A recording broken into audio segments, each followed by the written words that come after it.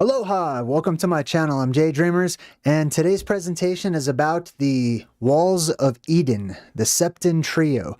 We're going to discuss old maps and the island, the mysterious island, Phantom Island at the North Pole. And we're going to be talking about the Garden of Eden, specifically the Walls of Eden, or the plasma sheath that is wrapped around Eden. I'm going to be putting forth a couple of different theories about the composition of the actual terrestrial paradise, the Garden of Eden, here on Earth.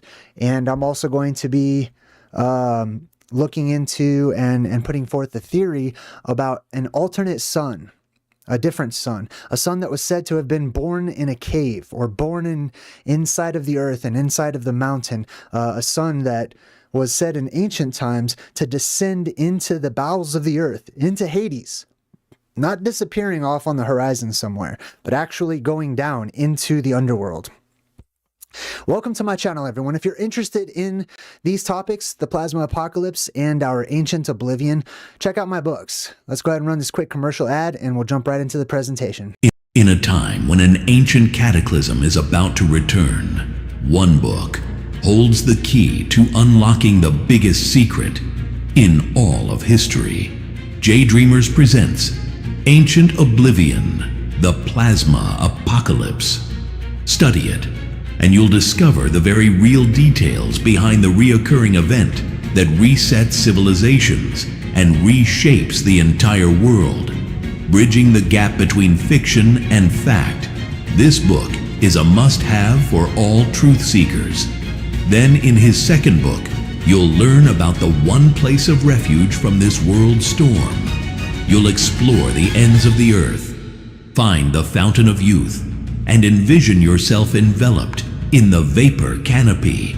In Ancient Oblivion, Return to Hyperborea, available now. Order direct from JayDreamerZ and receive your very own autographed copy. Go to jaydreamerz.com for more information on our Ancient Oblivion and the Plasma Apocalypse, and sign up for a free 24-hour cram session with a complimentary day pass. The end is near, so order now before it's too late. Okay, welcome back, everybody. If you're interested, do go check out my book. It's at jaydreamerz.com, and you can get some autographs, some sweet merch as well. Today we're going to be talking about this right behind me. On my website, I sell and offer as a part of my book purchases mini posters. This one right behind me is actually a mini poster that I'll be selling on my website here pretty soon. But the reason is because of what it portrays. I look into symbolism across history. One of my favorite things to check out and try to decode is alchemical symbols. And this right here is an example of an alchemical drawing from the Middle Ages. And these alchemical drawings usually shared with us esoteric secrets, historic secrets that people have forgotten. That's why I call it Ancient Oblivion. Now, what you see behind me, and I've shared this in a few different presentations, are 7 mountains. You can see there's one right here, one right behind my head here. That's 2, 3, 4, 5, 6, 7, all the way across. Now, on top of these 7 mountains, there are beams of light. At first glance, you might think that the beams of light are coming from the sun. That looks like it could be the sun, right? What else could it be? It's a light up in the sky, seems to be daytime, and it's just the rays of the sun shining down on a beautiful paradise valley. Except it's not. This up here is not the sun. Let me jump over here. This thing at the top, that's not the sun. It's got Yahweh's name written on top of it. And as we've pointed out many different times, they often portray this, especially in Freemasonic symbolism. They'll have the sun in these images off to the right or to the left, and then the moon on the other side. So we know that this central light, this primordial light up in the heavens, is not the sun. Actually, this is a part of the firmament. I call it the apex dome. And it's at the apex of the dome. And these light beams are not going from that primordial sun downwards. These are shooting up. These are terrestrial beams of energy that rise up from these 7 volcanoes that surround paradise. And that's really where we're going to begin, talking about the Septentrio and the walls of Eden. Now, you may have seen this or heard this word before, especially those of you who research ancient maps and whatnot. I'm going to pull up one specifically here. You may have seen maps like this one. This one's a map of Hyperborea, aka Atlantis, aka the Garden of Eden. Now, if you take a look at Mercator's map here, and we zoom in on it, oftentimes if you look up towards the Arctic Ocean, it'll say something similar to this. Oceanus, Septen, and then down here, Trionalis, or sometimes it's Septentrio, Septentrionalis, Septentri, etc., and so on and so forth. So let's break down the word real quick. I like etymology and the study of the origins of words. You'll notice it starts off with S-E-P-T, sept or septen. That's similar to the month September, which is originally it was the 7th month. That's because sept means 7, right? So 7 and then trio. The root of trio is TR right here behind me. Okay, that TR in Proto-Indo-European is tar or dar or daru, which meant tree or something solid, right? Also, by extension, the earth, which is why terra means earth. It's basically both of those words share the exact same word. So the 7 trees or the 7 lands, and then EO back here at the end, this is a suffix. You see that?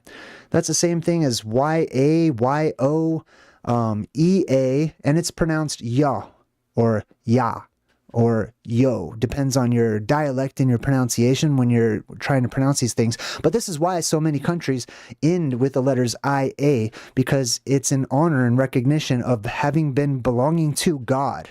It's a land that belongs to God, or to Yah, as sometimes God was called in the ancient world, from country to country and place to place. So the 7 lands, the 7 trees by extension, because these mountains, these are just like Yggdrasil, right? Yggdrasil is the tree of the world in Norse mythology, and the trunk of Yggdrasil is the central mountain at the center of the world, right here on this map over here.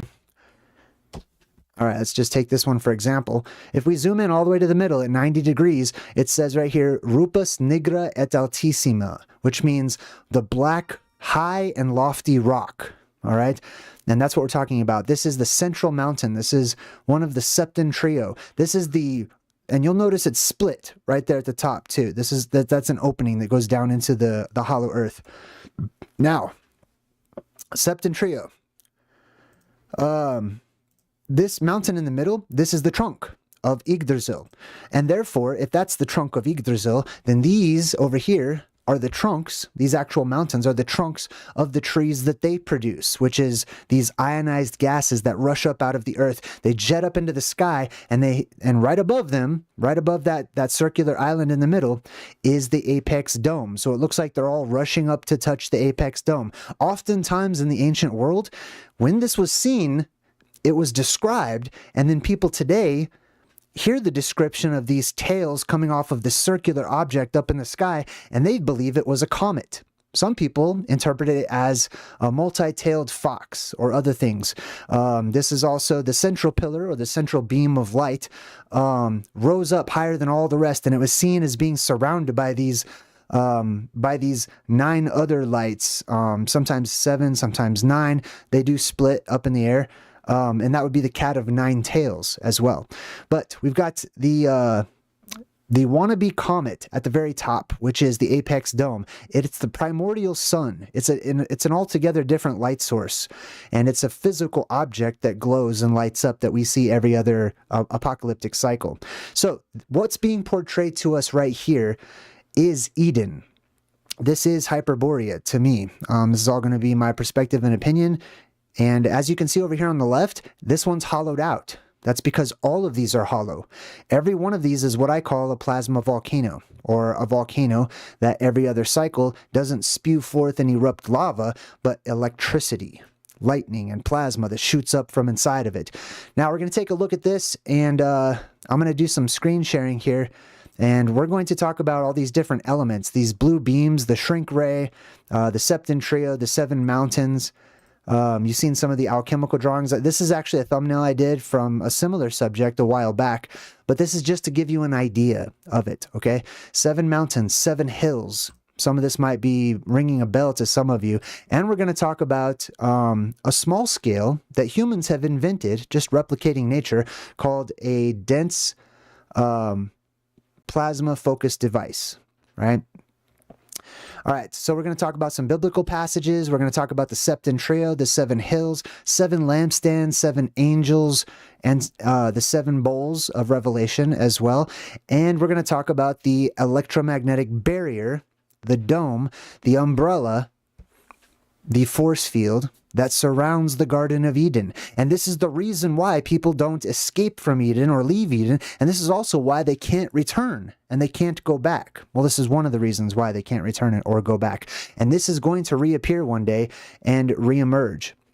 This is seen in many different forms. The Ouroboros here, we'll talk about that. I'll explain its relationship. I discussed this one earlier in another video, but just to recap, we'll pull it back up. You see here again, an alchemical drawing. And at the very top, we have the apex dome in the form of this triangle, which is really the dalet, which means an opening or a doorway. These 3 lights on the inside, which I believe are basically reflecting the 3 main lights below it, which are the anode, cathode, and Mount Meru that are shooting up towards it. And underneath that, you see the god Hermes. Hermes, the god, is actually the staff, not the human. Okay, all of these other things are just building context for who Hermes is or what Hermes is. But the actual Hermes god is this staff that he has. Right? Oftentimes his staff is it's being held up and aloft and upwards, just like Lady Liberty or whatnot. Whenever you see these statues with swords and the swords are pointed upwards, oftentimes it's indicative of what age they were living in or what age they honored and paid reverence to, which is the age of light. That's the age whenever that sword is shooting up and we can see it. And it has defeated the Kraken or the dragon or Satan or whatnot. Sometimes it's seen as an arrow, a holy arrow, a reed, a stick figure, a tree, etc., and so on and so forth. Now, we've got these 7 trees down here at the bottom, or the 7 mountains, more specifically. You'll also notice that each one has a glyph representing a planet. And this one right here has the sun on it. That's kind of interesting. I'll come back to that in just a second. But instead of shooting light upwards, they look to be pouring out rivers or something that are going down into a bottomless pit that's full of fire. All right.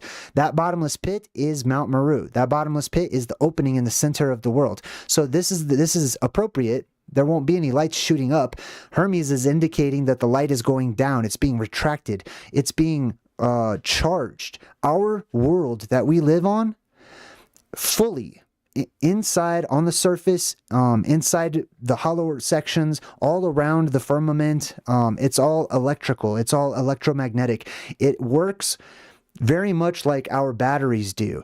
The Earth creates its own energy and it's constantly charging and then recharging, which gives us these apocalyptic cycles, or simply known as pole shifts, right? It's a polarity shift.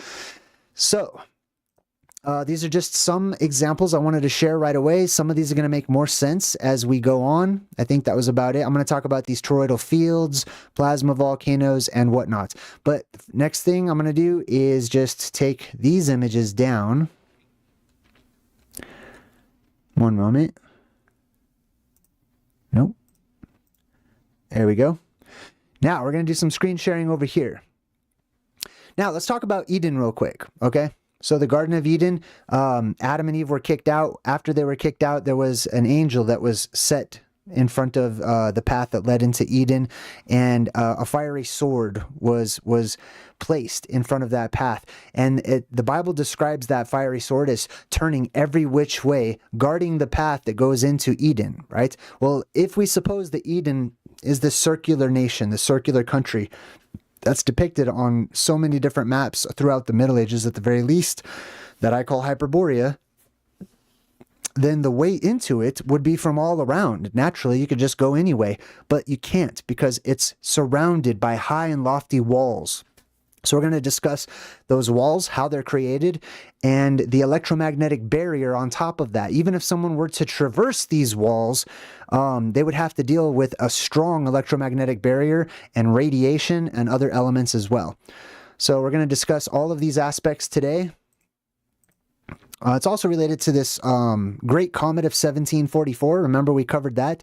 So if you guys don't remember, here's a recap. In 1744, there was a comet, or an alleged comet, that was seen with 6 tails trailing off of it. Now, people looked off into the horizon and they didn't actually see the head of the comet. They just saw these 6 beams of light, or what they think might have been 6. There could be possibly a 7th, who knows? But they saw these beams of light shooting up. We've covered this many different times. It's found within various aspects of the historic record where people have looked up in antiquity and seen huge, gigantic pillars, beams described as swords or crosses or pillars of light that shoot up into the heavens, right? So that's what we'll be discussing and really focusing on.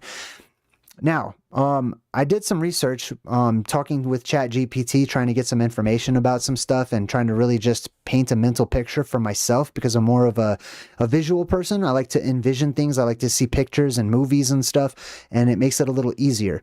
So I'm talking to ChatGPT about a dense plasma focused device. Okay, this is exactly what you see in Honey, I Shrunk the Kids. The shrink ray is one of these, basically, in my opinion. Okay.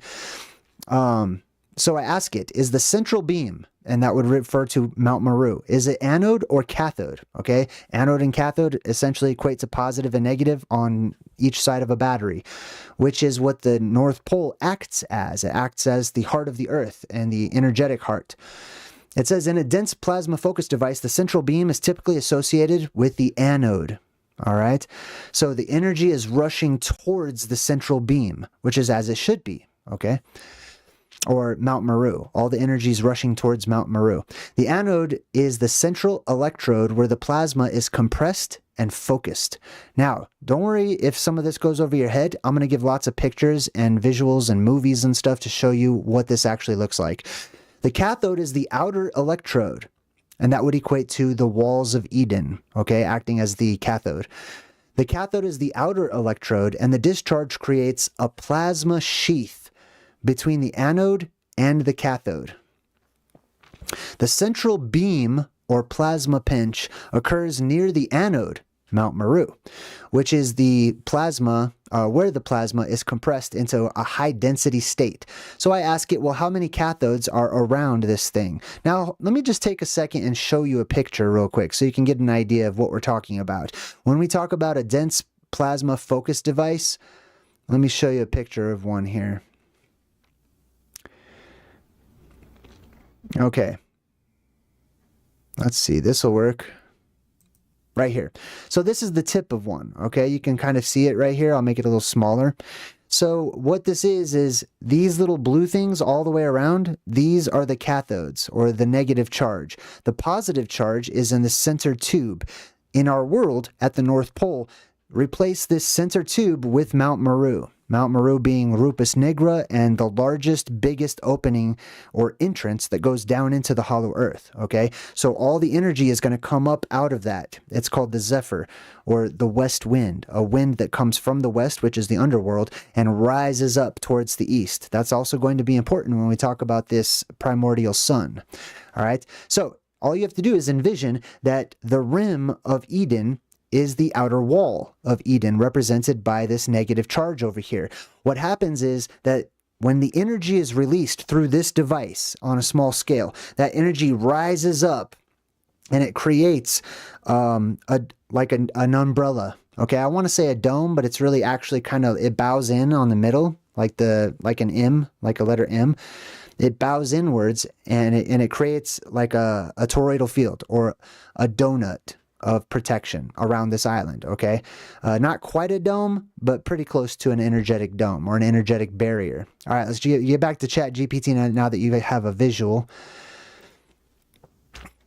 Okay, so how many segments does it matter if they are even or odd? Okay, the number of segments, or mountain plasma volcanoes, around the outside of the island in the cathode can vary, but typically it's an even number of segments. So those mountains should be an even number. Otherwise, there'd be too much fluctuation and possibility for things to go wrong. So an even number that should surround the throne of God, which I believe is Mount Meru. Does this plasma sheath, this plasma dome that protects the Garden of Eden, does this sheath follow a current spinning around the central beam? Because I figured it should, right? These are called Birkeland currents, and they will spin around, according to the right-hand rule of thumb, around the central pillar, which is that magnetic mountain in the middle. So it says, yes, a dense plasma focus device, the plasma sheath, typically follows a current and spins around the central beam. Here's how. The current discharged through the electrodes creates a magnetic field around the plasma sheath. The magnetic field causes plasma to undergo a circular motion or spiraling effect around the central anode. So all that really means is that there is, around the Garden of Eden, there is an energetic barrier, and it's made out of plasma. You would be able to see it with your own eyes. It would just look like a storm of plasma encircling this circular island, but it would all be traveling in the same direction, and it's spinning around basically towards Mount Meru, and it stays up there. So the residents of Eden are protected by this dragon, or by this, serpent that swirls around the whole entire island. So I asked ChatGPT, does the plasma from the plasma sheath come from the central beam? Essentially, it says no. It actually comes from the surrounding portions of the island. And I'm just going to kind of summarize as we go. And I'm going to skip over some stuff too, because I just want to hit the highlights. Now, I say, let's suppose that multiple plasma volcanoes around the outside of the island surrounding the central plasma volcano, or Rupus Negra. Let's suppose that they're cone-shaped with holes at the top, allowing plasma to beam up through them, right? So basically it says that they would create their own beams of light that would be seen shooting up, but a part of their energy would get trapped within that energetic sheath, or that dome that protects Hyperborea, right? All right, and then I continue on and I say, would the polarity of the surrounding beams emerging from the surrounding cathode be the same or different than the polarity of the beam rising from the anode? And basically the anode is positive energy, and the Septentrio, or the plasma volcanoes around the rim of the island, are negatively charged. What noticeable effects do positive and negative polarities have when exposed to the human bodies in high doses? Basically, it goes over all these different effects, and one huge side effect of this is radiation. Okay, now if you live within the Garden of Eden, you live within balance between the positive radiation or force from Mount Meru and the negative from the surrounding plasma sheath, or the fiery sword that turns every which way. So you're safe. But if you live outside of Eden, just outside the camp of the saints, right, there will be seen, and have been seen in times past, a lot of mutants basically walking around, mutated human beings, entire tribes of mutants, as a matter of fact. We continue on. And I talked to it about the difference between cold plasma and hot plasma. That's plasma that's basically can be tolerable and won't burn you or anything, versus hot plasma that will. Okay, cool. I'm going to skip some of this because we're going to get more into the visuals here in a minute.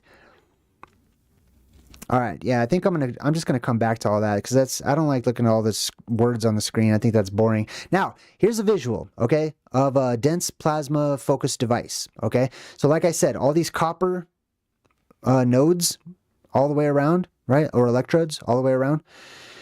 These are equivalent to the 7 mountains, or the Septentrio. This central tube acts as Mount Meru. All right, so keep that in mind.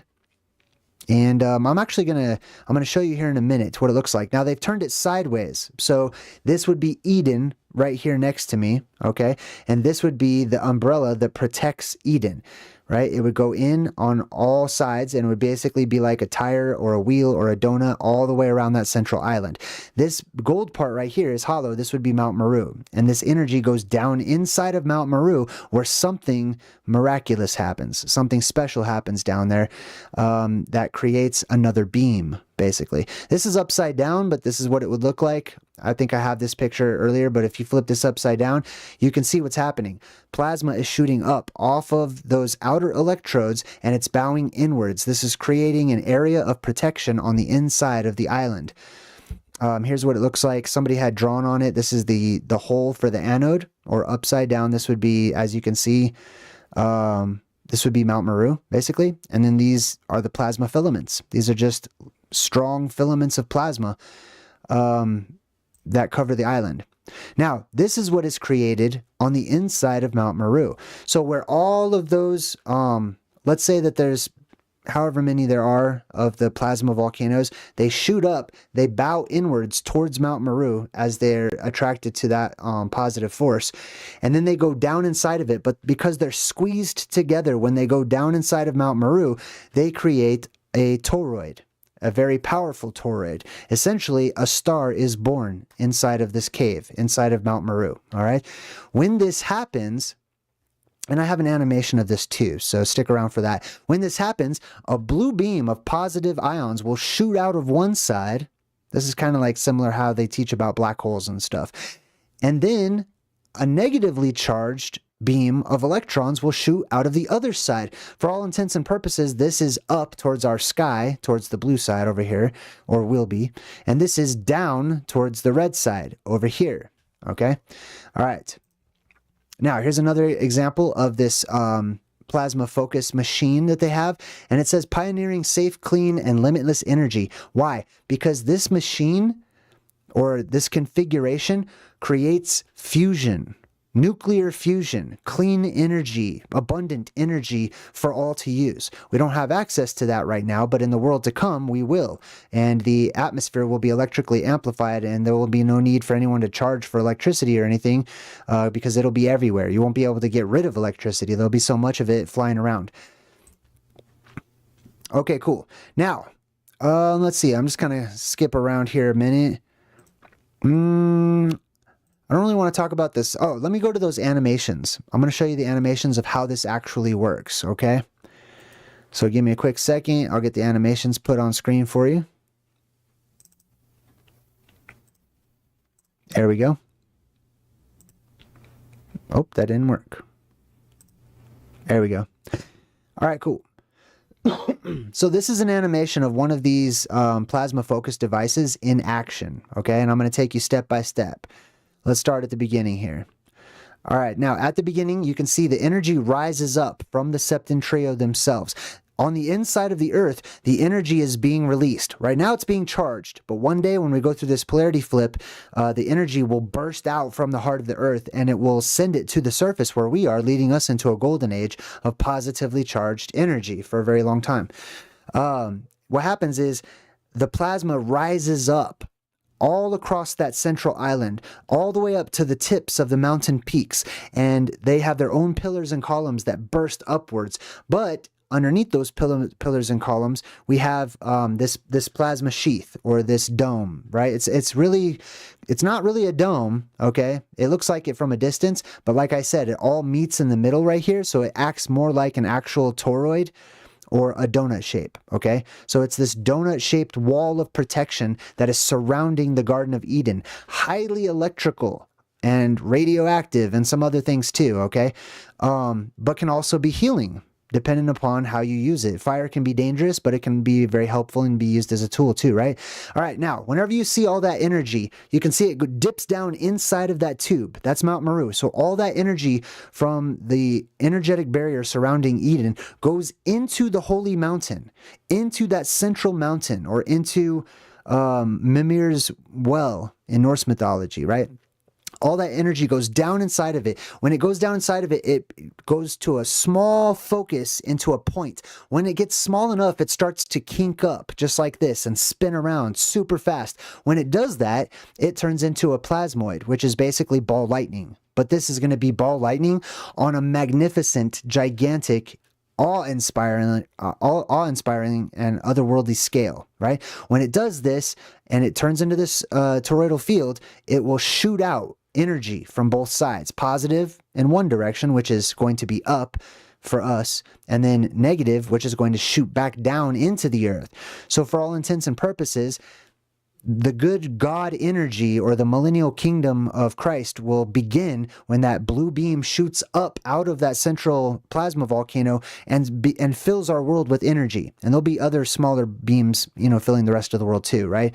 But then underneath us, on the other side, in the hollow earth, right, the upside down, whatever you want to call it, the underworld, Hades, right, Tartarus, all that stuff.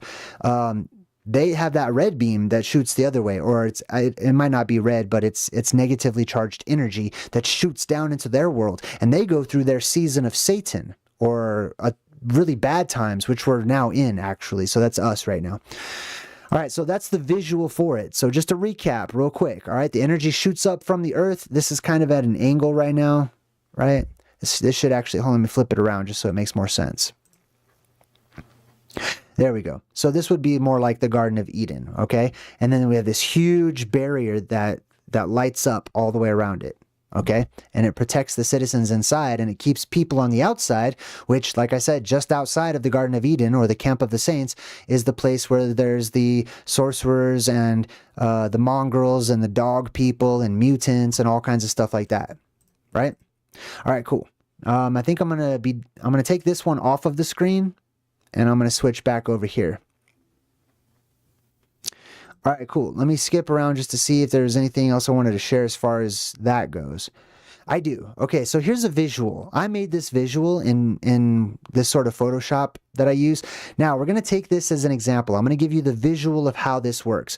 This, to me, is Atlantis. This, to me, is Hyperborea. It's the Garden of Eden, and this is a real place. It may be covered in water right now, but the time will come when this land rises up out of the ocean, and it will be seen once more, or recreated, possibly. But at the very least, it will reemerge, as it always does. So when this happens, okay, the land will appear, and then people will need to go there, right? It'll be filled up. There'll be a calling. There'll be a signal that's put out from the antenna of the earth, which is Mount Meru, and certain people and animals and stuff, they will hear that. They'll vibe with it. They'll sense this calling, this desire to go to this mountain, this high and lofty mountain that shoots straight up. Some people won't even be able to help it. It's almost like they'll just feel like they need to go on a sabbatical. So what we need here are 7 plasma volcanoes. We have one right here in the middle, Rupus Nigra. That's definitely one of them. Up here, we have another candidate on this map out in the middle of the ocean. It actually says this is a second pole, a second North Pole over here off to the side. But we're going to focus, I'm not going to count the central one because that's a given. I'm not going to count this one or the other one because I believe that there's one on each side, anode and cathode. So that's 3. Now we're left with 4. Well, we have 4 quadrants at the center of the world. These are the 4 corners of the earth, right? This is the westernmost part of the earth. This is where Osiris is from. He's the foremost of the Westerners, right? Osiris isn't just from infinitely left, on a ball model earth. He's from the center of the world, which is where he should be, right? That's where any of the gods, if they have any merit, should be seated. That's where they should appear, at the navel. That's where they're born, at the center, okay? And they're born up out of this cave in the middle of the world. So let's put up 4 volcanoes on each one of these quadrants, because it stands to reason that each one of these has its own volcano or plasma volcano, okay? Now, take this all with a grain of salt. This is just to give you a visual so that you can start to sort of, get the wheels turning and get some ideas going, right? So if we have on the extremities the cathodes for this battery at the center of the world, right? Remember, this is positive, and then around the edges is negative. They're going to shoot their beams directly up. Those beams, while they go straight up, some of that plasma energy is going to be attracted and it will curve off into this toroidal field, right? Just like this. This right here is really what it looks like. It's more like a donut at the center of the world, or a force field at the center of the world, okay? At the very center is Mount Meru. Now, let's take that off, and I just wanted to show you this is also electricity, okay? So it's not just beautiful plasma, it's electrical in nature, and it can electrocute people. There's also a very strong magnetic force, so if you get too close to it, it can interfere with your electrical system. It can interfere with, and will interfere with, your nervous system and your brain and your synapses and stuff, and most likely, most people that get too close will just black out. Okay, they won't even be able to approach, right? This is all electricity that is surrounding this, which also means that it is following a current, which means that this electricity is all spinning in one direction, always. It doesn't stop and turn around or anything like that. And if this is the case, then it also means that this electrical protection is the fiery sword that guards the way into Eden, that turns every which way, okay? It goes up, it goes down, because it's acting as a toroidal field, constantly moving inwards on itself while spinning in one direction, all right? Now, we take off these flaming swords, which are just cartoonified images of the reality, and we put up another popular image, which is the Ouroboros, right? The Ouroboros. Now, some people say that the Ouroboros surrounded the entire Earth, and I believe there is a type of Ouroboros that's outside of the firmament, outside of the dome, which is spinning around right now, waiting to get in. However, there's a small scale of that which surrounded their entire world. That was an entire system. That's an entire world. These are the boundaries right there. That's their world in Eden. That was the whole Earth at the time. And that place was separated into these 4 different continents, which gave us the original Egypt and the original Rome and the original Greece and things like that. All right, now this is as the outer beams, as we saw in the demonstration, the outer beams rise first and they create this plasma sheath or this toroidal field protecting the Garden of Eden, right? When that happens, they all go down, they go inward, they create they meet at like a small pinch that turns into a plasmoid or star. It's basically a star that's born, and it's born it's created inside of Mount Meru, right?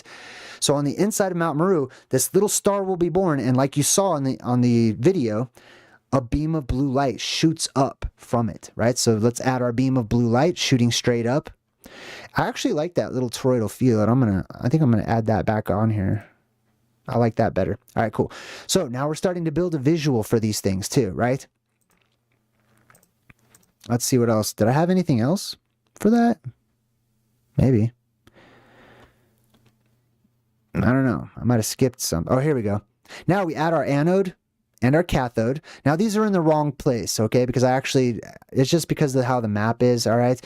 But you can imagine there could be one up here and then one down here. So I just put them off to the sides just to give you a visual of what this would look like.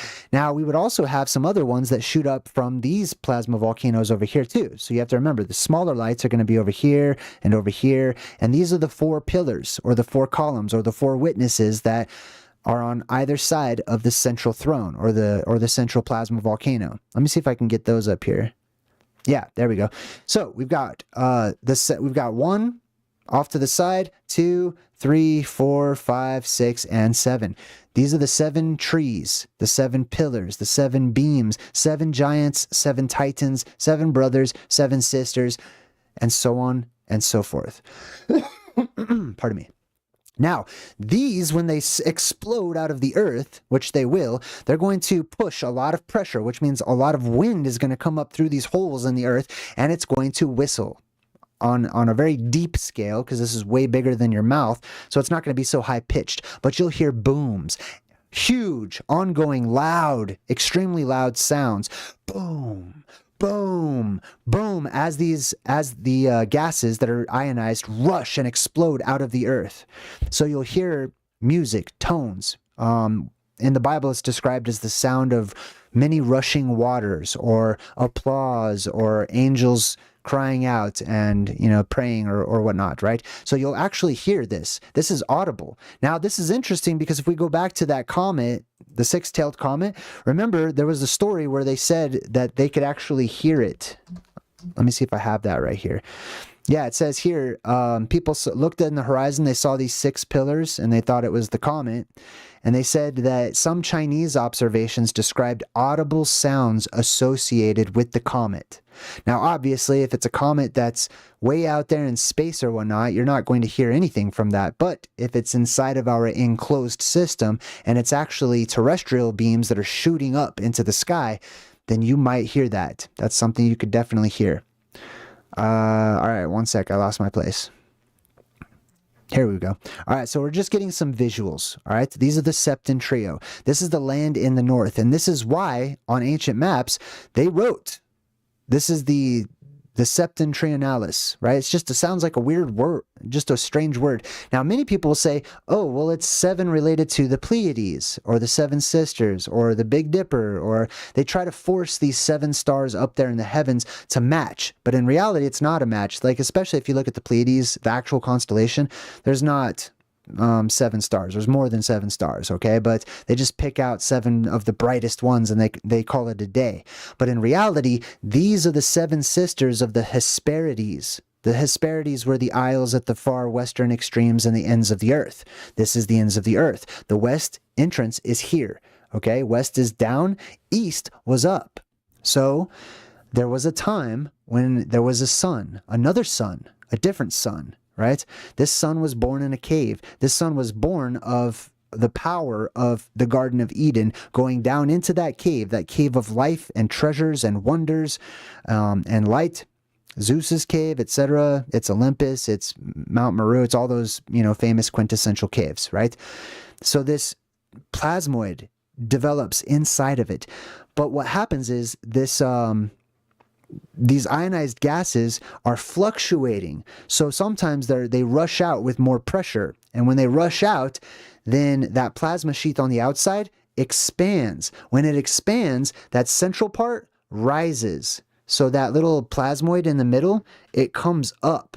And when it comes up, it can be seen rising out of the mountain, rising out of a cave, a star that is actually a sun that is trapped inside of the earth. And on occasion, it would rise up real slow, and that would give the people of Eden daytime, okay? And their daytime was much slower than our daytime, okay? And then whenever it set down inside of the earth. It went westward. It went down into Hades or Sheol. This sun, which is different from the point of focus that circles around our world right now, this sun actually did go down into the earth, right? Many people today, we project the current conditions onto the past. And we say, well, that's the sun. That's our sun. So that must have been their sun. Right? And our sun looks like it disappears and like it touches the land. So maybe the ancient people were stupid and they didn't realize that it's just disappearing over the horizon and not actually going down into the earth over there off in the distance. Right? That's what we're told. People try to convince us that our ancients, whose feats, many feats we can't even replicate today. Right? We can't figure out their ancient mysteries today in general. The people that built the pyramids, the people that did the Moai of Easter Island and ancient huge megalithic structures that were perfectly aligned to solstices over thousands of years and stuff, right? They thought that the sun just crashed into the earth and then burrowed down inside and just went through. No, they didn't, okay? That's this sun. That's the point of focus that goes around. It goes so far away that it disappears into the horizon and out of sight as it curves back around and comes back over our head. Okay, that's just infinite. Left or right or whatever, right? I'm talking about up and down, east and west, which is actually where we get the descriptions for east and west. One went down into the earth, one went up towards the star or up towards the apex dome. All right, I think that was pretty much it as far as the visual goes. I hope that visual helps to make more sense of the walls of Eden as far as the electromagnetic field goes, or the energetic barrier that surrounds Eden.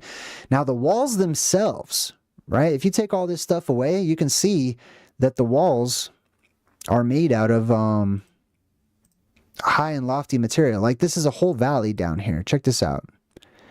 I'm going to take some of this down so we can actually see the map once more. All right, cool. Let me get these plasma volcanoes out of the way. Now, if you pay no attention to these little white dots, okay? But as you can see, all the way around, these are high and lofty mountains.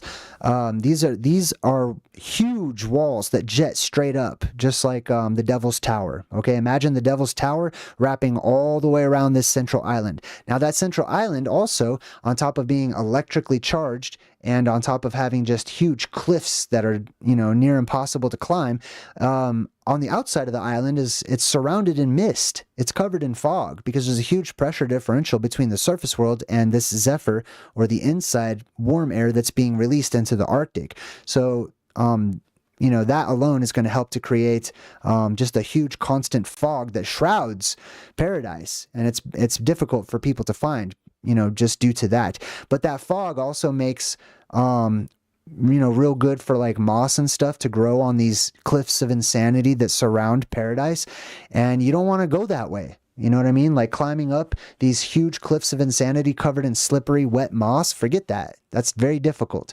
You might get lucky and find some sort of natural stairway or path, but in reality, you're likely going to want to find an anomaly in the electromagnetic structure and a tunnel that allows you to pass through, okay, if you know where to find it.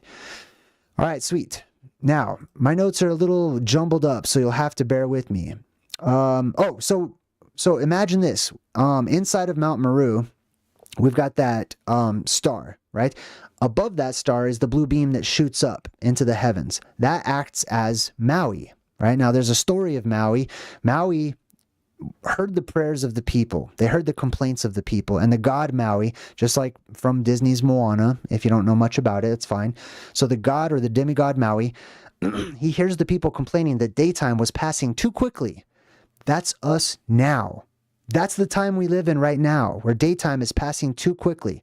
So Maui heard the cries of the people. Maui shows up, being the blue beam of energy, basically, right? And ties this rope to this sun, or to the star, and he slows it down and he pulls on it, right? This rope that's attached to this sun is that beam of light that shoots up into the heavens or whatnot. But this is one of the works and labors of Maui that he did, kind of like Hercules, to help us out. Let's keep this one in mind too. This is a Japanese goddess, a Japanese sun goddess, who was born out of a cave. So their version of the sun also, they have her being depicted being born out of a cave system. Here it is again. He's sort of taking the top off the mountain right here.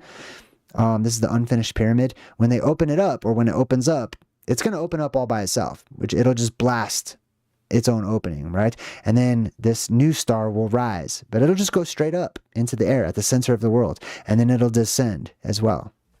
All right, now let's get to some examples, okay? I want to share some examples with you guys of ancient suns being described as being born in caves, stuck inside mountains, or whatnot, right? So here's some examples that I pulled up. Japanese mythology, that's the one I just showed you the picture of. Amaterasu in the cave. In the Kojiki and the Nihon Shoki, the sun goddess Amaterasu hides in the Ama no Iwatu, or the heavenly rock cave. That's Mount Meru. After a dispute with her brother, plunging the world into darkness, the other gods eventually lure her out using a mirror and a celebratory dance. So those other gods would be the Titans, or those beams of energy that are the Septentrio, right? Those 7 trees. They lure her out. They're actually responsible for her being in there. One moment. I don't know what happened to my light. All right, next up, Maori. So this is Maui. Maui in the sun. The hero Maui finds the sun moving too quickly across the sky, making days too short. He captures it in a cavern. So our sun today, that's flying around too fast, and it's the shortening of days that we're experiencing. One of these days, it's likely to transgress the northern tropic and spiral its way to Mount Meru, where it's going to try to settle over Mount Meru, and the daylight will be so small, or daytime will be so tiny, right, that it'll act as a focused beam of light, really hot light, sunlight, that'll be like a laser that shines right down over this central island, or around this central island, I should say. Okay, that's basically Maui dragging the sun to the center of the world so that it can be swallowed by Wolf Mountain, which is Mount Meru, and then a new star being born again. or it'll be slowed down, and then we'll have a new sun that replaces that one. So it's going too quick. He captures it in a cavern, beats it with the magical jawbone, and forces it to slow down, lengthening the daylight hours. In Greek mythology, we've got Helios in a cave. Some versions of Helios myths describe the sun god resting in a cave in the far west. Like I said, west is down, right? After completing his daily journey, sometimes within the realm of the underworld. Why would anybody associate the sun with the underworld unless they actually thought the sun is crashing down into the earth after it's set and smashing through some tunnel, or you know what I mean? Like they didn't just go that way and go ask those people about it, you know? In Slavic, or Inca, sorry, let's go to Inca. The Inca have the Inti hidden in a cave. In one legend, the sun god Inti was once hidden in a cave before emerging to bring light to the world. Caves in Inca tradition were sacred places linked to the sun and ancestors. In Slavic mythology, they have the stolen sun.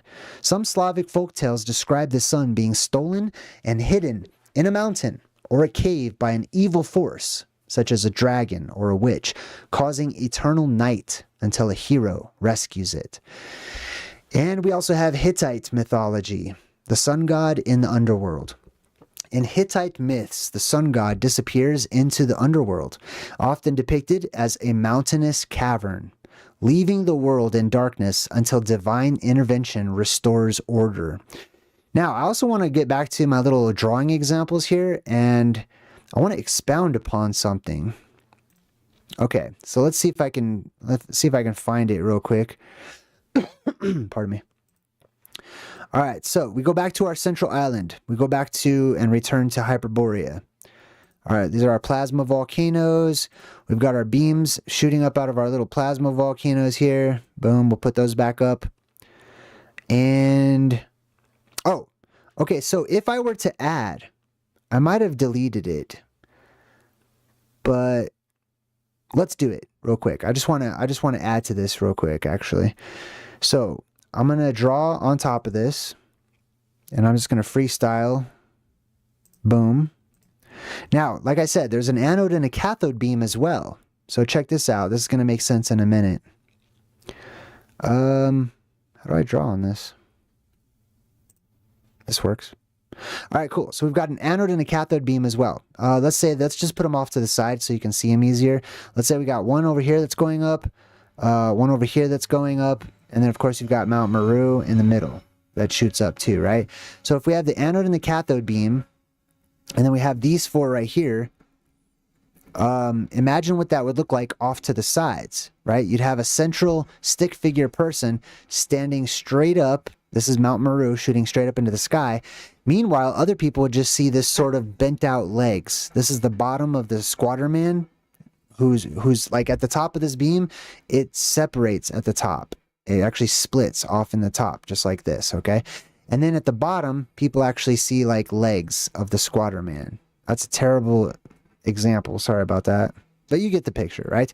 Now, take away Mount Meru's beam that's shooting straight up into the sky, and just consider for a moment, and forget about the anode and cathode.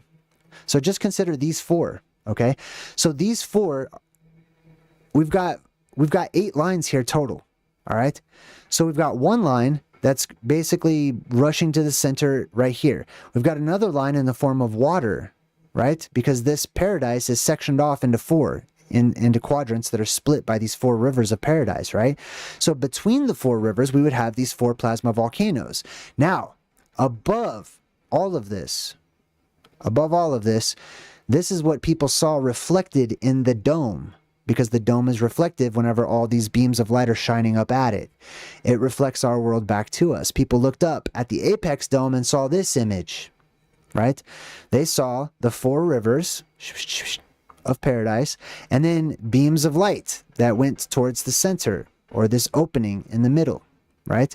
This is and then the circle all the way around is just the cathode, pizza crust of the island, basically, right? Now, this is the glyph, or the symbol, or the logo for the sun god Shamash, or Utu, you could say, who also famously made visits down into the underworld. This is not the point of focus up in the heavens that we see today. This is definitely not the sun that we consider to be the sun today. This is an ancient glyph. Oh, I just got a donation. Just me, just love, quadruple seven. Thank you so much. I appreciate it. High five. But this is, here you can see Shamash, or possibly Shamash over here off to the right. This is the glyph right there in the middle. This is what people saw when they looked up at the apex dome. Okay? It reflected our world right back to us. All right, let's jump back into some more examples here. So we talked about the Copper Mountains, or the Septentrio, right? Shooting their beams up into the sky. Oh, here's another thing I wanted to talk about, because this is also related. One moment.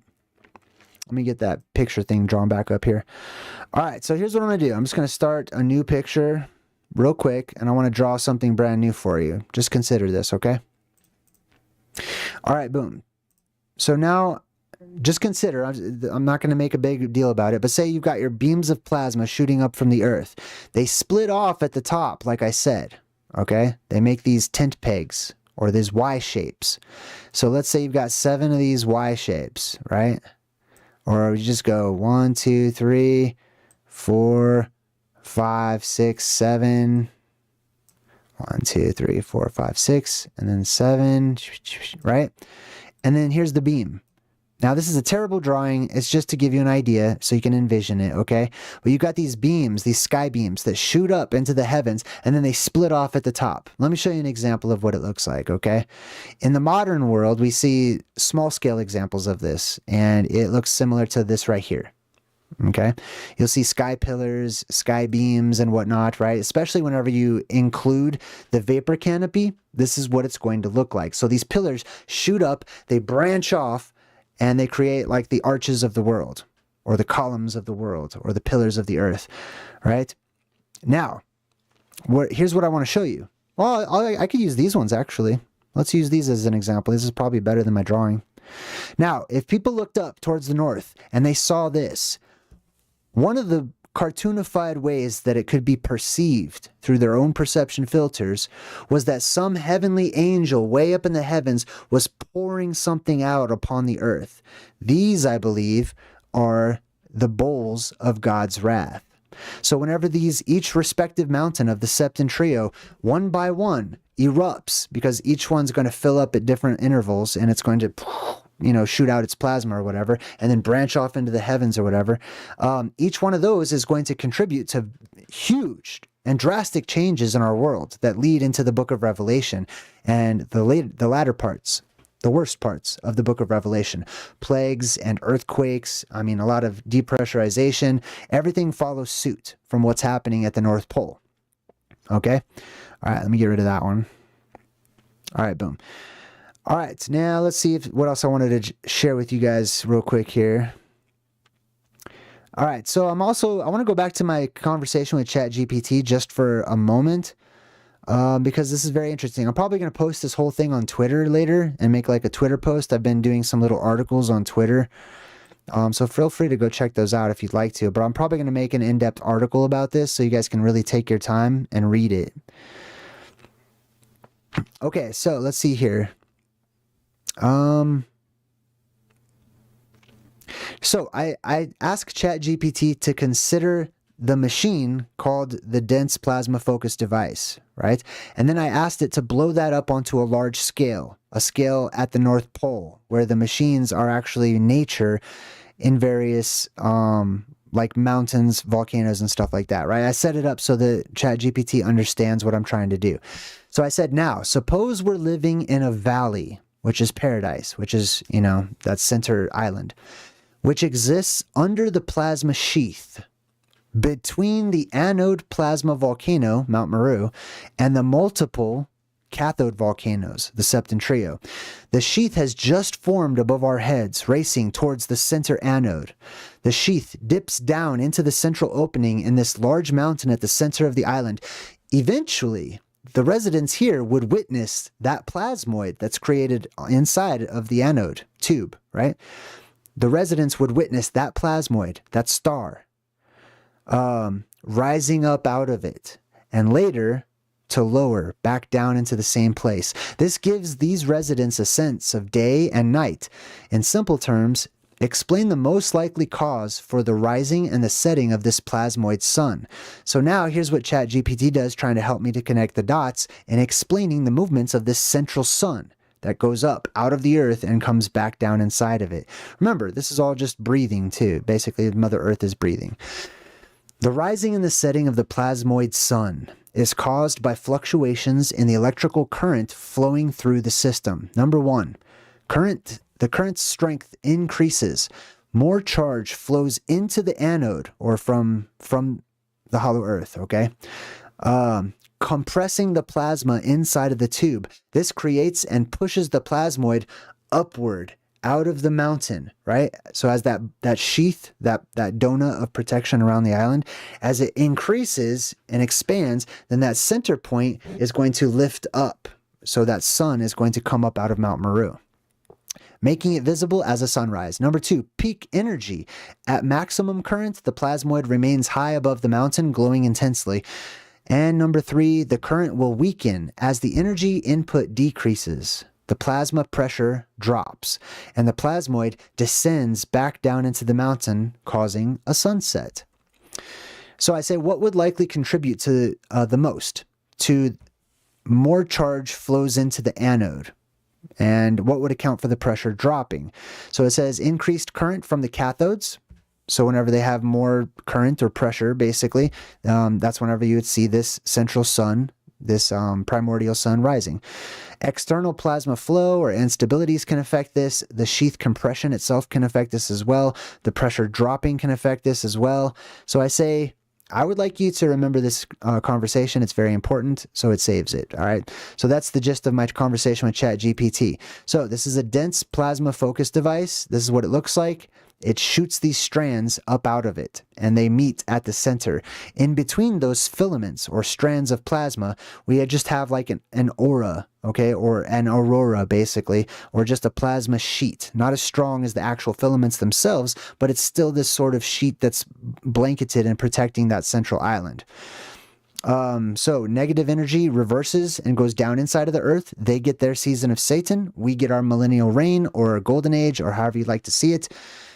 We discussed the different mythologies of a sun being locked away inside of a mountain and released. We also have in Norse mythology, there is a wolf that chases the sun. And it's said this wolf named Skoll chases the sun. That's the modern sun. For this entire time, it will chase it until Ragnarok. Ragnarok's the end of the world. When Ragnarok happens, a wolf will eat the sun.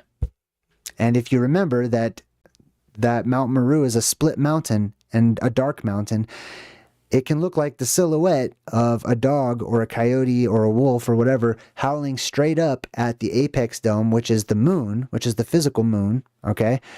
And the sun, like I said, the sun that we have now, the point of focus, it's going to spiral towards the North Pole and eventually settle there, right? And then there will be a beam of blue daylight that shoots down over and around the island, which will destroy all of the nations of the world, because they're all going to gather there, because everybody gets called to Mount Meru. Some people don't know why they're called there. They just gather together and they're already excited like locusts and they want to go to war and stuff. But the elite just want in. They don't care who gets in or who opens the door or who unlocks it, so that as long as they can get in. Once they get into paradise, they don't care how many people die behind them. Okay, they're just trying to get back to Hyperborea so they can rule the world once again.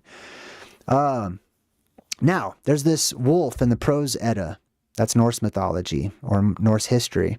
And it says here that the sun goes at a great pace, but her pursuer is close behind her, and there is nothing that she can do but flee. There are two wolves, and one is pursuing the sun.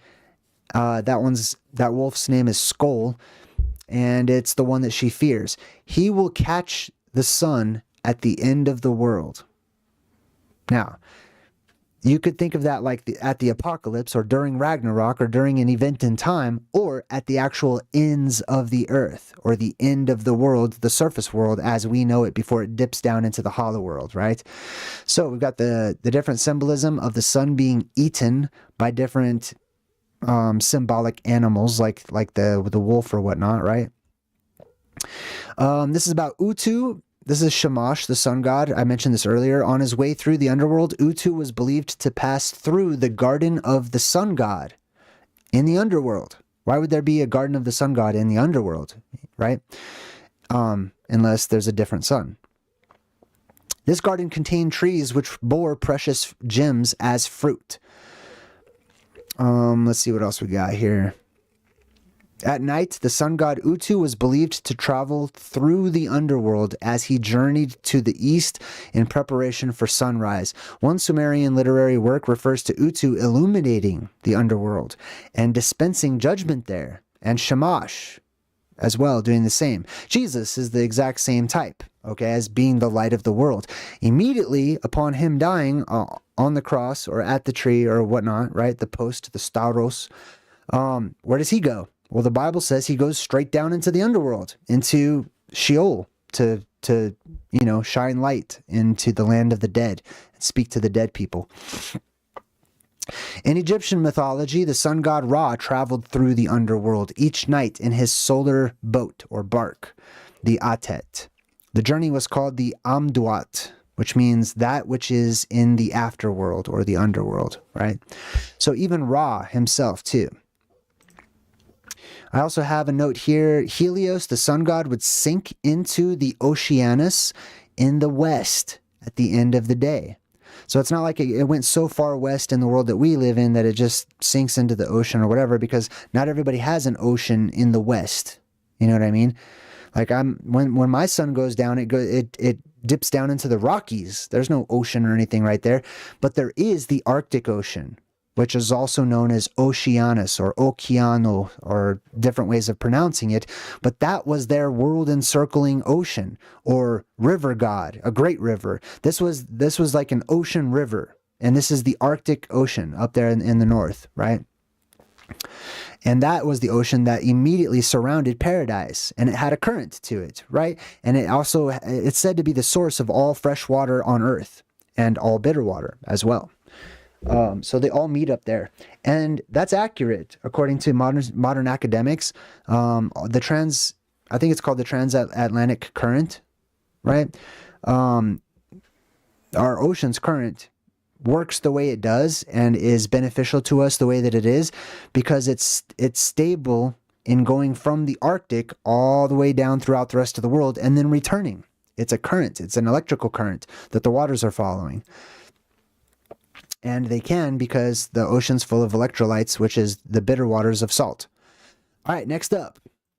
Let's see, I had a note here.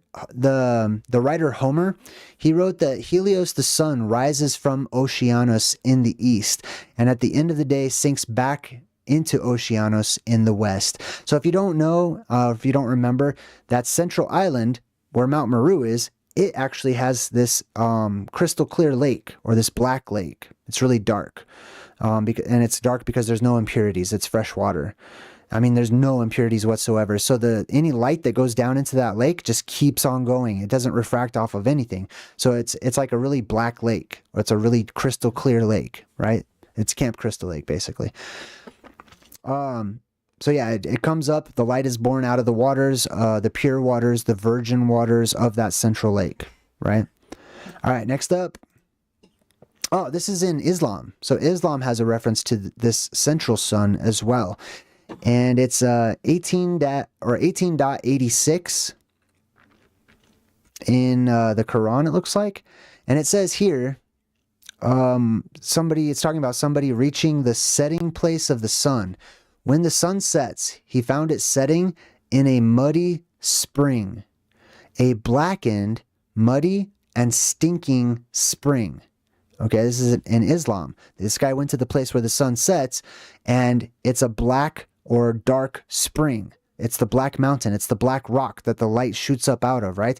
It's muddy because the whole world is going to be muddy during the apocalypse, okay? It's because there's going to be all this depressurization of the hollow earth, which is going to create worldwide earthquakes all over the place as all those gases are shooting up through the cracks and crevices, ionizing, and the earth is going to be shaking up, and all those inner earth waters, which are their waters above, are going to rise up through our crust or through our surface, and they're going to mix with all our soil and debris, and our whole surface world becomes very muddy. All right.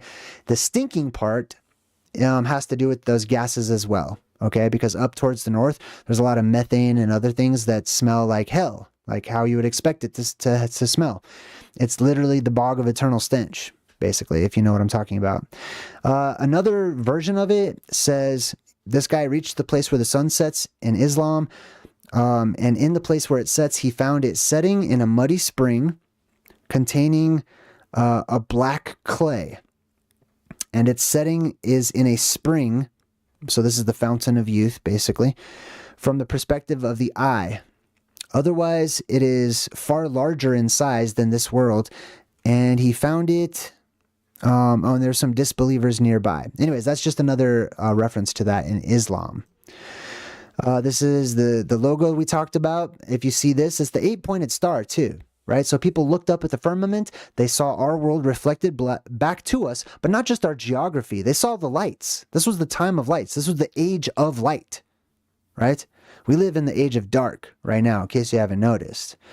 But we have a huge lack of light and energy in the world today, which is the season of Satan.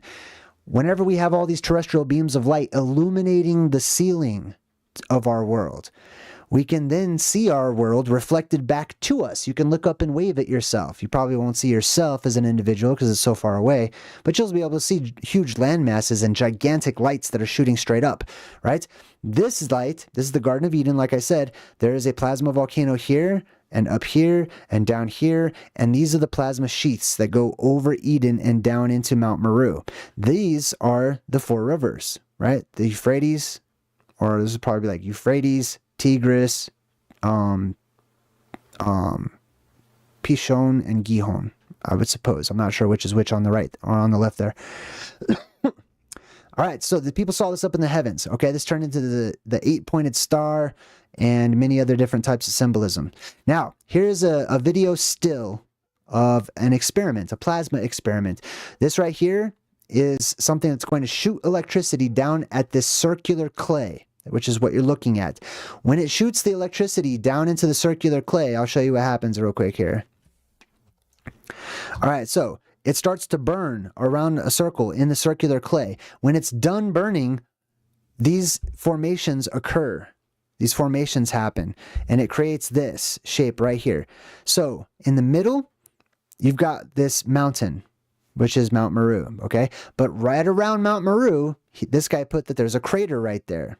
So there is a dip. That's where the lake, the crystal clear lake would be. Then in a circle, this lighter circle all the way around, these are mountains, or a mound as it's called in the video, okay? This is the edge of the island. These are the walls of Eden, or Hyperborea. And then out here, this would be Okeanos, or the Arctic Ocean, or the Septentrionalis Ocean, or the Scythian Ocean, etc. Now, why do I show you this? Because another thing that happens whenever you fire down hot plasmas at clay is it actually starts to lift it up. So in some places it'll lift up, in other places it'll create depressions and whatnot as that current goes through the clay. It molds it and shapes it. And this is where we get the mountains from, okay? Mountains aren't always here. There's not always mountains. There wasn't just mountains that date back millions of years or whatever. Mountains were created after the deluge, because of the deluge, because of the last plasma apocalyptic cycle we went through, the last major one, the huge depressurization of all the atmosphere, right? That's when the mountains were formed, and they were formed quickly in a matter of days and hours. Sometimes, right? And not just the huge ones, all the little hills, all the mesas and stuff like that, they were all formed rather quickly. In the same manner, they will all be destroyed and brought low within the same amount of time going into this next cycle. There won't be many high places and stuff like that in the next world. However, you're not going to need a whole lot of high places because the oceans are going to be removed, okay? The mountains were important because the floodwaters came, but you're not going to need to like go seek the mountaintops to escape floodwaters. But this is what it looks like, okay? This is just a model of like a lunar crater, how they envisioned it back in the 1800s, but it's extremely accurate. And you'll see quote unquote craters, which are really probably domes, because that image we see in the sky is inverted, all right? That's not the real moon. That's a projection of the moon, or a projection of the apex dome at the top of the firmament. the projection itself is upside down and inverted, right? So anything you see up there that looks like a crater, most likely it's probably actually a dome, right? It's a lot of trickery with the eyes. Now, what you're looking at is, although this is a model, this is what we get whenever plasma or a cosmic thunderbolt strikes the wet ground of the earth or the clay or whatnot. Right where it strikes, you'll have a mountain form right up in the middle. And you'll see many of these on the moon. You can look up craters on the moon, and they're all little valleys with little mountain ledges all the way around them with a mountain in the middle. Many of them have a little point in the middle. If this is an impact crater, there's no way that it would even look anywhere near like this, right? This is electrically formed. Same thing was formed on Earth in various places where we have all these quote-unquote impact craters. Now, here's some different examples of the Septentrio as they're drawn, okay? As those lights, 7 lights in the sky. As you can see, that's the sun right over there. Looks like he's actually coming up out of this mountain off to the side over there. You've got 1, 2, 3, 4, 5, 6, 7 beams of light, all here at this basically paradise location. This acts as Mount Meru. It's just the perspective has changed. So you're looking forward, but you're actually looking down into the earth. And up here we have Hermes, or Mercury, whatever, same thing, right? And he's holding his staff up because you see all the beams of light are shooting up. So the rods are going up into the heavens, right? And they go up to the apex dome, which is shown to us right here. This is the depressurization circle, or the opening in the apex dome. And then these are what I call the deadlights, which is basically probably, I don't know, I'm leaning towards it being a reflection of the actual lights that are below it, being Mount Meru, anode, and cathode, being reflected up there above. Possibly. But there's always clouds around this. Why? Because it's the huge pressure differential between up here and the surrounding area. Same thing below. Like I said, there's clouds all the way around paradise, right? There's fog and mist that hide this holy mountain and sacred utopia at the center of the world. Same thing, as above, so below. Up here at this depressurization point, you're going to have God surrounded in, by clouds and whatnot, and witnesses and stuff. Here's another example. Just another alchemical drawing, ancient drawing, where people saw these beams of light off in the distance rising up beyond the horizon, shooting straight up into the heavens. There's the sun on one side, there's the moon on the other. Here's another one. This is actually from the thumbnail, right? And they on this one they put under that island. Okay, so they show you the hollow earth. These people are up there, they're aware of this. They mine these mountains for precious gems, gold, magic rocks, which I don't want to get too much into right now, but there are crystals and metals that are basically imbued with this terrestrial power. Okay, they trap it inside of them, and people go looking for those, all right? Or at least the gods that come here that want to extend their lives, they go looking for these shining rocks. Later on, over time, that devolved into looking for gold, but that's not really gold. Gold, it doesn't really help people to live as long as radiation when used and applied properly. All right, so you can see there's the underworld down here. So people under this are down here working in these huge, deep underground cities and stuff, right? This is not symbolic. This is a real place. Okay, there's actually this is Hidden Valley. This is the Hidden Valley Ranch. All right, these are the 7 angels as well. So those 7 pillars that shoot up into the heavens, and they look like bowls, or they look like, creatures that are praising God with their arms raised, doing the Atlas pose or whatever. These are the 7 angels that have their 7 horns, or their 7 shofars, or their 7 trumpets or whatnot, pouring out their 7 bowls. Right? Each time one of these blows up, it affects the surface world where we live, as all this abundant amount of new and fresh gases and ionized electricity, is amplifying the electrical charge in our atmosphere. This is not Rome, modern Rome. Okay, just like Jerusalem, modern Jerusalem is not the same as ancient Jerusalem. Now, I'm saying this all from my perspective and according to my own research, but I believe that the original main civilizations that we're aware of throughout time, that they all came from that central island.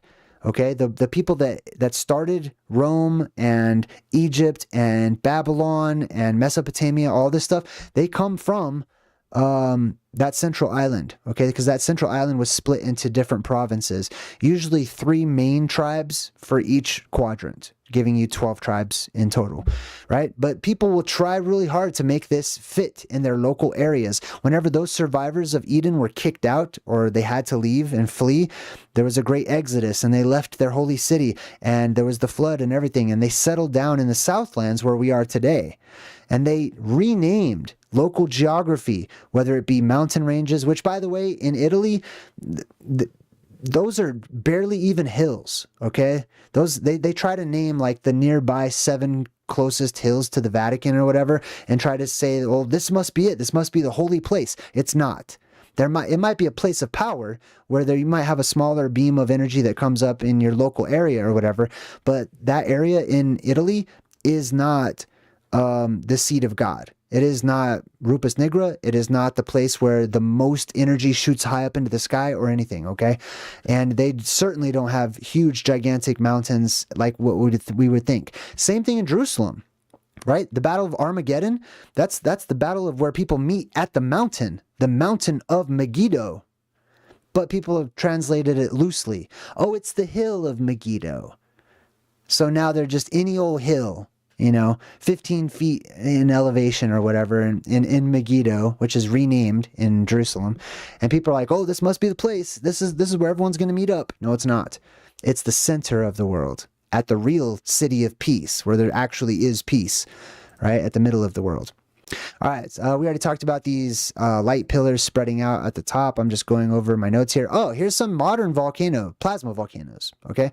So if you never heard of the concept, check this out. This is plasma shooting right up out of these volcanoes, okay? These are plasma volcanoes. They have electricity in the earth that releases through the volcanoes or the openings, caves as well, okay? And this is just what it looks like in the modern world under these atmospheric conditions. Whenever you amplify the electricity in the atmosphere, and you decrease the pressure, right? This is going to be glowing all over the place. It's going to be shooting beams and pillars of light up into the heavens. This is little tiny lightning that we have today, okay? Whenever you decrease the pressure and there's a depressurization of our atmosphere the world across, the electricity and the electrical phenomenon seen in the sky will stay there for an extended amount of time. It's not going to be quick little flashes like these, although these are pretty impressive, okay? They'll be around and be very noticeable by everybody, okay? Here's another example. This one made it onto CBS News. Bam! You see that? Let me play that again. Wow! Look at that, right? All right, so this is why like Hephaestus and some of these, ancient gods and stuff, Vulcan and stuff, like they're associated with the volcanoes, all right? These gods lived in volcanoes. They lived in the trunks of the mountains or holy wise trees or whatnot, right? Like in Norse mythology, one of my favorite is the wisest of all the gods who gave advice to Odin. That's actually how Odin lost his eye. Right? He wanted the advice of the world. He wanted the ultimate knowledge. So he had to go to Mount Meru at the center of the world, which is the trunk of Yggdrasil, right? The trunk of Yggdrasil. Let me get it pulled up here. Norse cosmology. So if you look up Norse cosmology, we'll just pick up, this traditional picture that everyone pretty much uses. All right, let's take a look at this one, right? So this is not the entire world. This is the Garden of Eden. In my opinion, okay? And they had an energetic barrier that went all the way around their island in the form of these branches and trees. This central tree is the Axis Mundi. This comes up out of Mount Meru, which, by the way, whenever we have those pillars and those beams, Mount Meru is no longer black. It's white. It shines, okay? So it goes from white to black every other cycle. All right, when it's black, it's in mourning. That's why we wear black whenever the light is gone and the sun has died and there's no help for the widow's son or whatever. All these sayings and euphemisms and stuff. This is the Ouroboros going all the way around that island, the serpent eating its own tail. Oh, that's right, Yggdrasil. So this is Yggdrasil, but Yggdrasil goes all the way down inside of the earth. Immediately under this island is a cavernous system down here, okay? Let me zoom in on this. Now, the central one is under Paradise. Okay, so there's a huge tunnel system, one main one under Paradise. So don't look at this like it's a tree. Look at this like it's a tunnel that goes down inside of the earth. Off to the sides, or outside of Paradise, we have two others. These are the three roots of Yggdrasil, which lead into three huge cavernous systems according to the Norse legends, where these gods, many of them went and visited or had, adventures or lived or whatever. But there's three main huge tunnels because there's three main huge openings at the North Pole. Mount Meru in the middle, the biggest, and then anode and cathode, right? And those anode and cathode, they're going to have their own tunnel systems that go down and they all meet together and they go down into the central part of the world or the inner earth. Let's see. I think that was about it for my presentation. I'm not sure. I hope I didn't skip anything. Here's Maui pulling the sun. Here's the sun goddess. Oh, this one right here. So this is an actual laboratory test of one of those dense plasma focus machines. Looking at it from above, it's a black and white picture, but what you're looking at is like it's pointed at you. Okay, so this plasma beam would be pointed right at you, and this is an opening where the plasma goes down into Mount Meru. And what you're seeing here, this is not like a central sun or anything. This is all the protective barrier of the Garden of Eden spread out. This is on a small scale. Okay, this is just done in a lab when people were experimenting with plasma physics. But all the way around the edges, they would have the Septentrio, or they would have these little anode nubs that, acted as, cathode nubs, right? And the electricity would shoot up, the plasma would shoot up, and it would wrap around, creating this donut-shaped barrier around the island of Paradise. And this is an actual picture from the laboratory. That's what that looks like. All right, plasma volcanoes. We talked about sky pillars spreading out. This probably has a lot of inspiration design for like cathedrals and stuff like that, because you see like this is actually how a lot of cathedrals are shaped, just like this, right? This is also the bird. So you notice in like this picture right here, the beam continues up. You can see it still has like a little central portion to it right there, but then it has wings that spread off to the side. So this is seen as like some great bird or pterodactyl or some titanic flying creature, Mothra type deal, and they'll blame it for the winds picking up or terrestrial changes on Earth or apocalyptic happenings or electricity, or whatever. We talked about the 7 mountains, the 7, these are also going to be your 7 lampstands in the book of Revelation, right? And in Revelation, it comes out and it tells you. It says down here at the bottom. I think I have this in a quote, actually. Let me see if I do. I don't know if I have that in a quote. But at the bottom down here, you can see it says the 7 heads. It's talking about this beast rising up from the sea. Okay. Everything about this beast is the world we're in today, as people are watching the polarity shift in our world, and they're experiencing a reset. They're experiencing an apocalypse, right?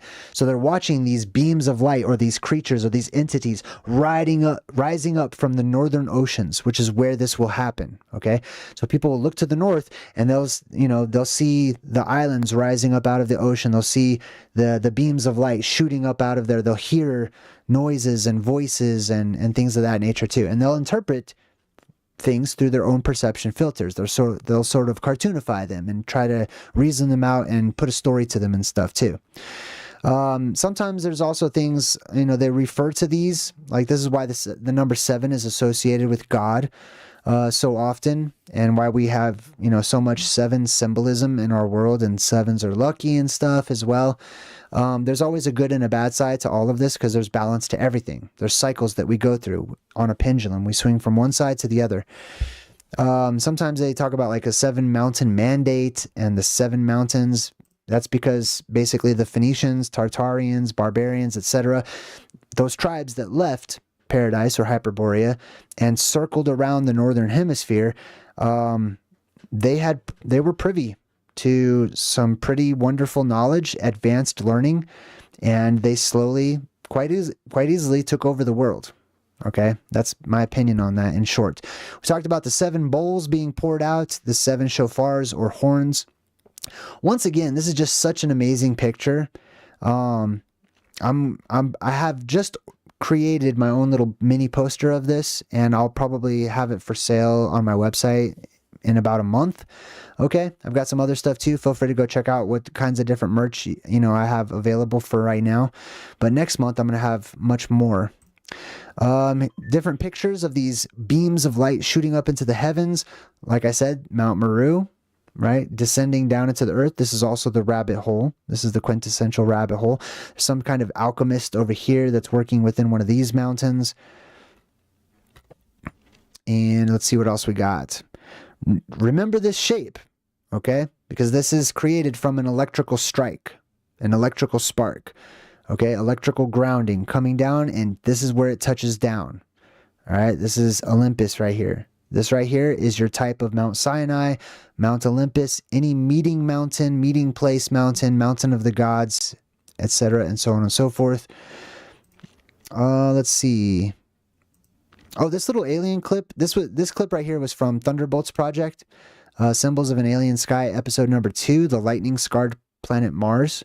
So they're trying to use this same logic for explaining why Mars has these strange mountains and canyons and features and stuff, because they believe they can see evidence for electrical scarring, which I believe they're onto something, even though we have different cosmologies. This is what people saw when they looked up at the apex dome in the heavens. It was the logo of Shamash, the sun god.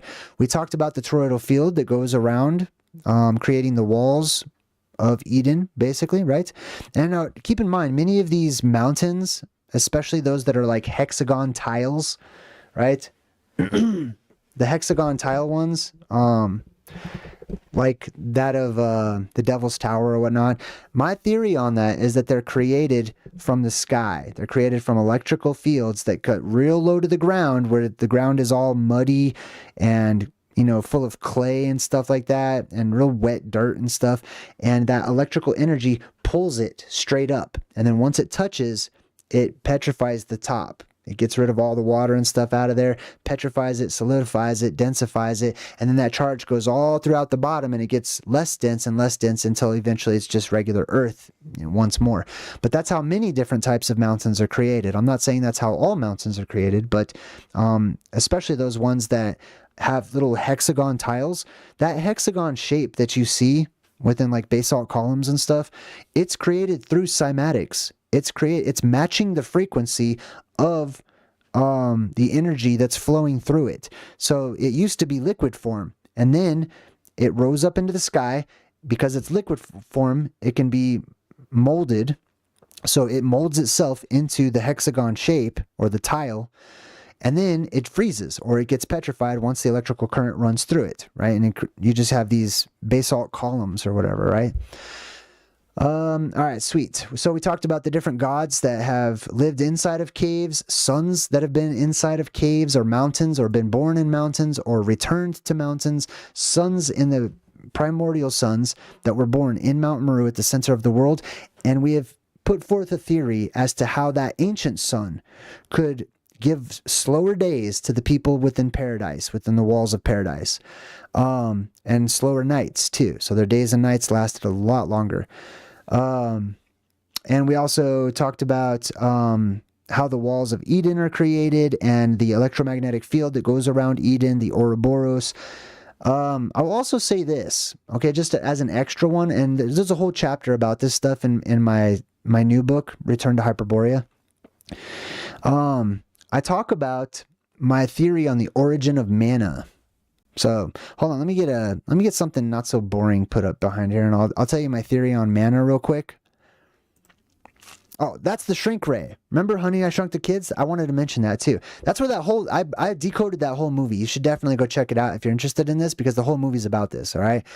When we see that shrink ray shoot up into the heavens or whatever, very quickly you'll feel like you're shrinking, because the world around you, if you're a survivor, the world around you is going to be less dense. There'll be less pressure on everything. Everything will be less dense. Everything will grow much faster, and there'll be a huge influx of oxygen, or a great oxidation event that happens once more, and everything will start growing to gigantic sizes. Those things that procreate faster, you'll see them growing faster because they're just going through their natural cycles. So insects, plants, and stuff, you'll start noticing fairly quickly within the next couple of months after the apocalypse that the whole world seems to be getting bigger and bigger around you. Or inversely, you could feel like you're shrinking, right? Like the Honey, I Shrunk the Kids. All right, let me take this down here. What is this one? This one's cool, but I want to actually put this on in the background. These are sprites, by the way. These are little drawings of sprites. These are upside down, but they're angels, sprites. All right, cool. So I'll leave you with this visual. Okay, these are the seven. This is the Septentrio, or the 7 mountains around Paradise. That one in the middle represents Mount Meru, or the hole in the center of the Earth. Okay, or at the North Pole. Now I'll tell you my theory. And you can keep this in mind. This is all the Garden of Eden, symbolically, right? Where does manna come from? Well, within the Garden of Eden, like I said, there's a current that wraps around the Garden of Eden. There is wind and energy, electrical energy, that is flowing around. And because it's spinning around the whole entire island, there's not a lot of like wind on the inside of the island, but it's all pretty much kept on the outside. All the plants in Eden, giant plants, release all of this pollen. Okay, they release all this pollen up into the air, massive amounts of pollen. You can imagine being in the Garden of Eden, right? Well, that pollen can't stay there. It needs to. The system needs to get rid of all that pollen, so it just blows it out to the extremities of Eden. Now, on the extremities of Eden, in what's known as the Rephaim mountain range, which is just the Septentrio, okay? Outside of that, like I said, it's very misty and it's very foggy. So all that pollen mixes with moisture and it becomes kind of gooey, and then it rains down this gooey pollen substance, this viscous substance, and it just drops down into the surrounding desert, which there won't be an Arctic Ocean in this next cycle. So that whole area known as the Arctic Ocean will really be an electric desert. All right, just like the same one that surrounds the Wizard of Oz, or the Land of Oz, right? Anyways, all these little drops of viscous gooey material, also probably charged viscous gooey material, they land in this desert area all the way around Paradise. And when they dry, they become little wafers, right? And people can eat them, because of the pollen content that's in these wafers is enough to sustain you. It's nutritious. You can just eat these wafers and survive, and you'll be totally fine. So this is the origin, I believe, my theory at least, on the origin of manna, and how manna is created in the desert for those who are wandering around or walking in circles, basically, trying to find the Garden of Eden, right? They're fed, basically, from the garden itself. All right, cool. I think that was pretty much my presentation. I want to see if anybody has any questions in the chat. I feel like I kind of stumbled through this one. You know, I'm a perfectionist or whatever. Oh, and I want to say thank you to everybody who's been so supportive. Some people have emailed me just asking if I'm okay and how I'm doing and stuff. You know, my whole community helped me to get a brand new car. I mean, it's not brand new, but it's a used car. But my car broke down, and I wasn't going to be able to see my son or anything, and everybody banded together and, you know, sent me donation money, and I was able to get a car. So, you know, I'll do a video driving around in my car sometime here pretty soon. I have to get a diagnostics ran on it and make sure it's good and make sure I take care of it and stuff. I don't want to go, you know, driving it around too much before I make sure it's taken care of. But anyways, I just want to say thank you for all the support, all the good vibes, all the good energy. I get compliments on this community, right? It's not my community either. It's just our community. It's the community of the Good Vibe Tribe, or what I call, you know, the Lost Tribe of the Tree of Life. Those of us who have a soul or a spirit or an energy signature that resonates with this right here. Right? We resonate with that, right? That's why we also vibe with the golden age and the good times and things of that nature. This is the season of Satan, and people like me don't feel like, you know, we fit in. We feel very anomalous in the world as it is. All right, cool. Let me jump in the chat real quick and check my chat and see what's going on. If anybody has any questions or anything, I'm not sure. I haven't really been looking at the chat this whole time because I've been trying to keep all the parts to this right? This can be pretty complex, what I've just explained, and I didn't do the best job of building the bridge to make it really clear. I was really excited about these revelations. I had a lot of these revelations come to me when I was just, about to doze off to sleep, basically. And then I got really excited because I figured out how the sun could dip down into the earth and that those ancient myths could be true and not just, oh, it's symbolic or whatever, or they were dumb, or you know what I mean? And I also figured out, or I think I thought, I'm pretty excited about figuring out the force field that wraps around Eden, right? And how it keeps people out, actually, and protects Eden and protects the citizens and inhabitants of the Holy Land. Pardon me. All right, so I did jump into the chat. Mimi says I deserve it. Thank you very much, Mimi. Kimberly, what's up? Good to see you. Yep, I don't really see any questions about the presentation. Hopefully it made sense. If you guys do have any questions, feel free to put them into the comments, and if I happen upon them, I'll do my best to try to respond. And I think that's pretty much it for this time. The Septentrio. So let's take this down. Let's take that down. And yeah, that's pretty much it. How awkward. I don't know how to say goodbye. All right, everyone. Thanks for watching. Until next time, I'm JayDreamerZ saying good vibes and goodbye.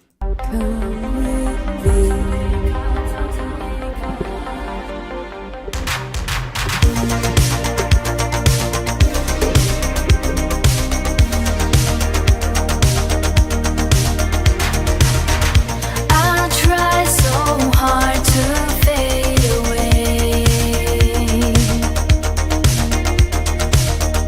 but something's forcing me to stay.